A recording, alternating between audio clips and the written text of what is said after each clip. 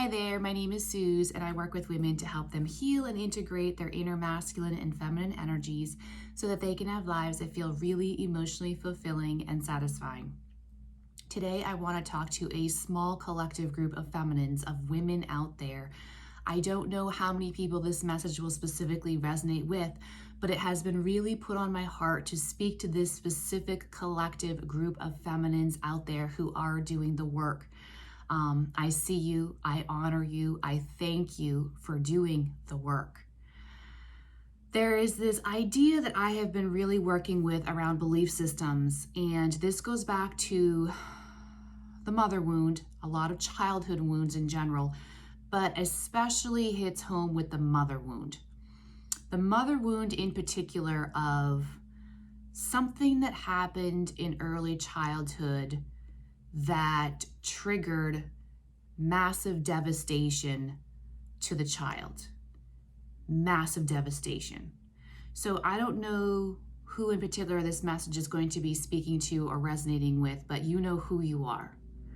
This message is for the feminine, for the woman who had a life of some significant childhood devastation early on in life, particularly around parents and the parent structure of your childhood drastically and dramatically shifted and changed and created a lot of chaos for you, and ultimately created a childhood dynamic for you that was very challenging, full of trauma, very difficult, very heavy.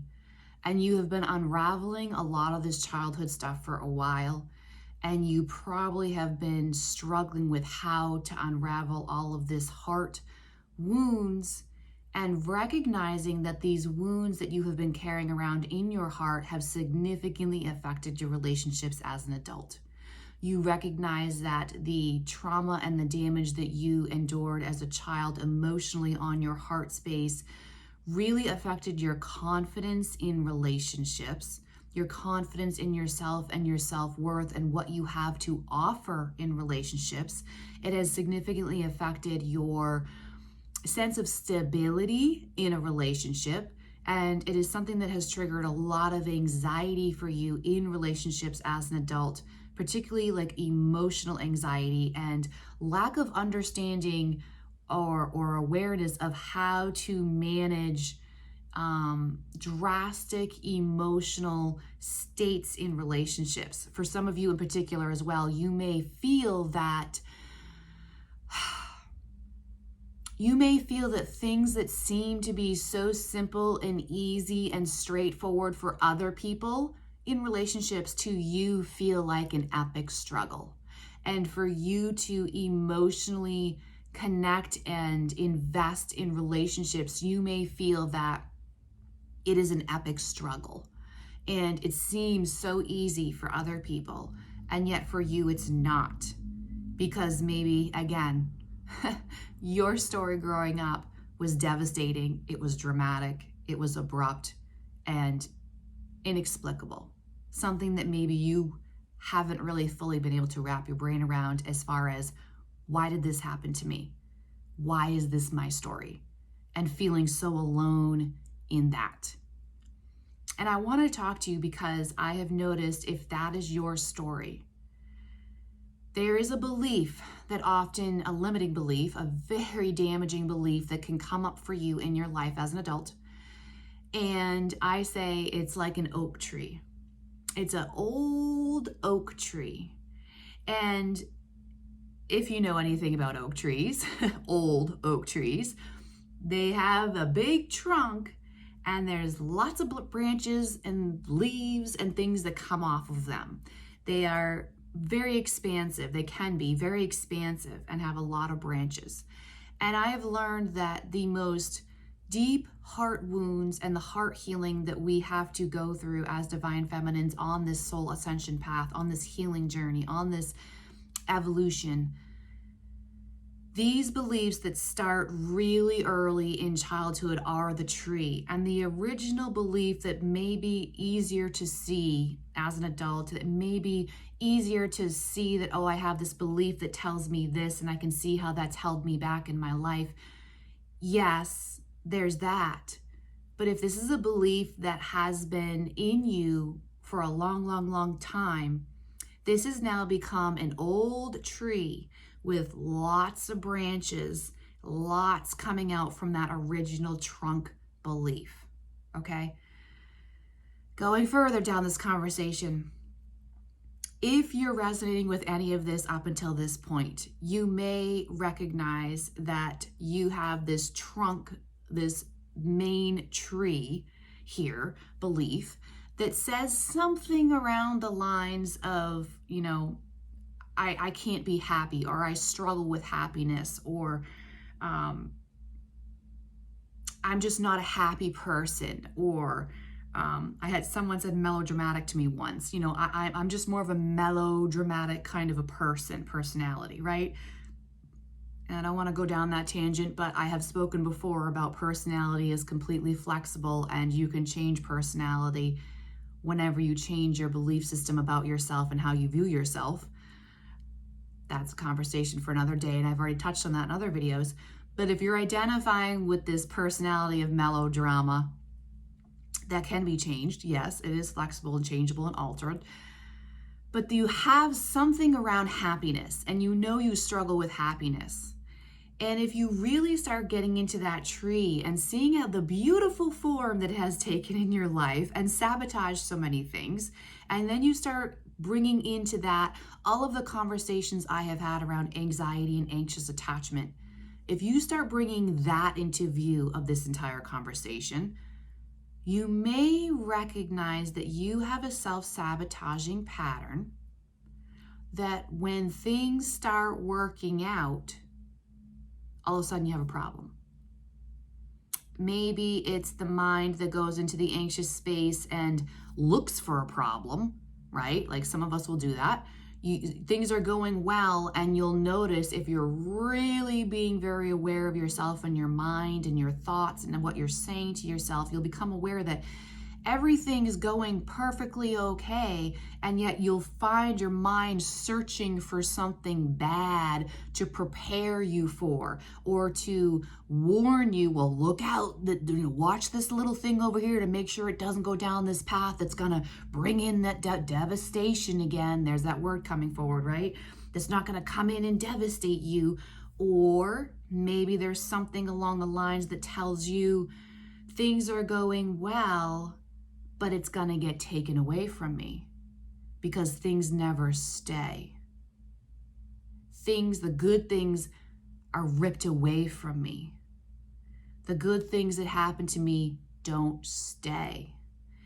You can hear, and maybe you can already start connecting the dots in your mind of seeing where this whole thing can start playing out and seeping into so many aspects of your life that then brings you into this awareness of anxiety, fear of the future, fear of the past repeating itself now.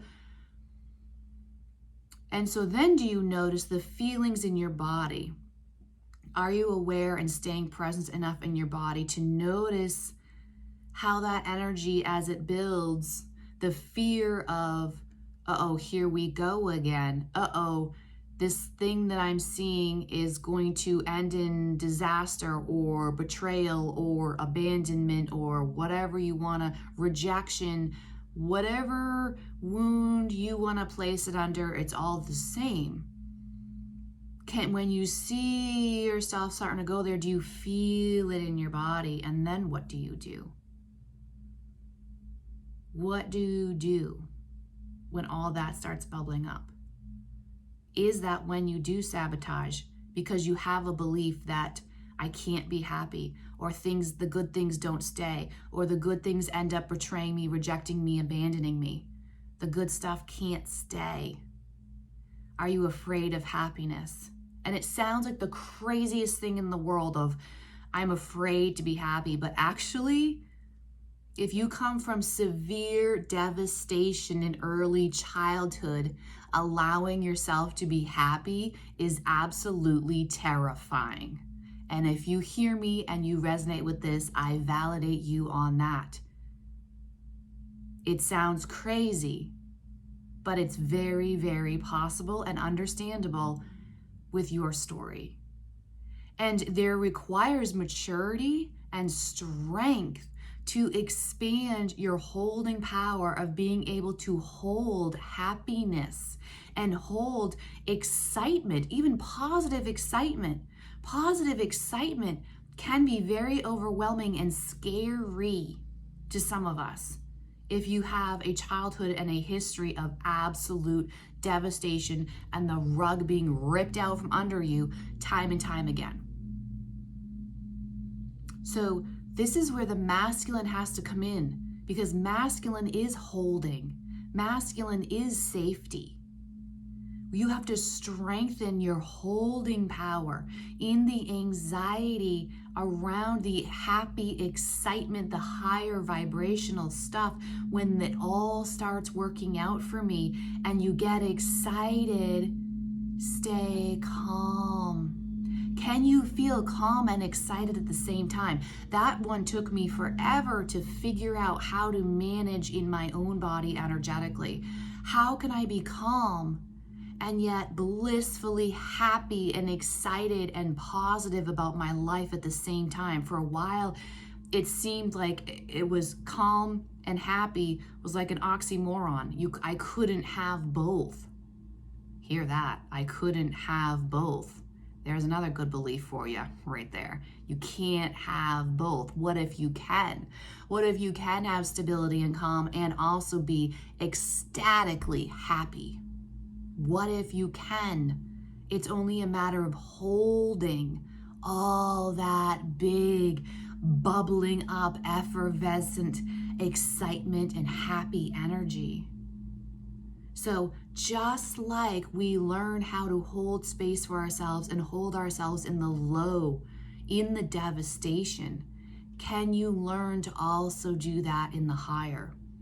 I've had this conversation a few times on this channel, but I really wanted to bring it home in a more powerful way today, because there was just a voice inside me that was really telling me to say this today, speak to a very specific collective group of feminines out there. If you resonate with this message, if you found value in my message today, please do subscribe to my channel. Help support me get this message out to whoever else may need to hear this. And again, I thank you. I see you. I honor you for doing the work. It is not easy, but it is so worth it. Thank you for doing your part. Thank you for being here. Thank you for listening. Thank you for healing your heart. Thank you for opening your heart. Thank you, thank you, thank you. Have a beautiful day, and I'll see you guys in the next one.